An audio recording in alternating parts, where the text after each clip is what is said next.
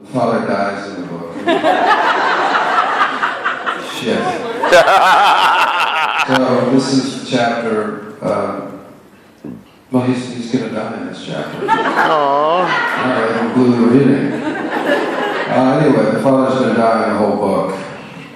And he has this fantasy that if the Red Sox, he is somehow tied to the Red Sox, who hadn't won a World Series since 1918. This takes place in 1978. So his fantasy was that he can't die until the Red Sox win.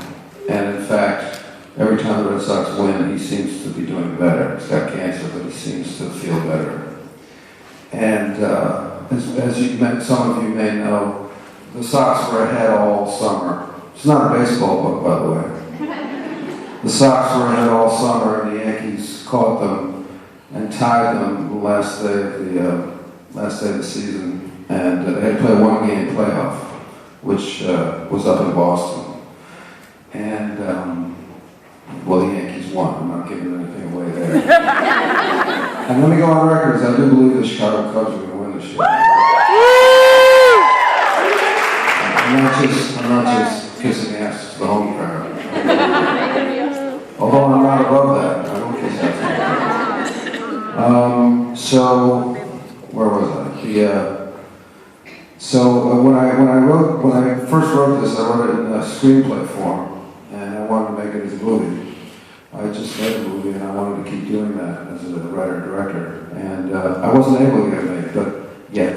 But I knew it was going to be a low-budget independent film, so when I conceived of the scene, one of the last scenes in the movie is they get to Fenway for the playoff game, and I knew that with a $3 million budget, whatever I was going to have to make, whatever film I was imagining, there's no way I could recreate inside Fenway. I couldn't get inside Fenway. I couldn't fill Fenway. I couldn't afford the period uniforms the players were going to have. I couldn't afford to clothe the extras that were going to have to be there. So I got them to the game late, like in the 6th inning, and I parked them in the parking lot right outside Fenway. And in fact, it kind of works. I kept it that way in the novel. The novel, obviously, it wouldn't have cost me a penny to put it.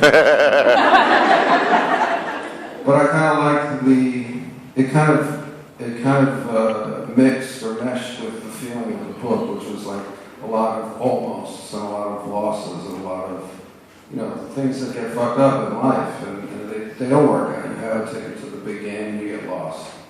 That's what happens. And I think this is right when I think it's right after Bucky Dent hit the home run. Let me see how much I can read here. I can read you. I'll read you right when Bucky Dent. I'll read you. I'll go over one chapter into another. That's what I'll do. All right. So they are.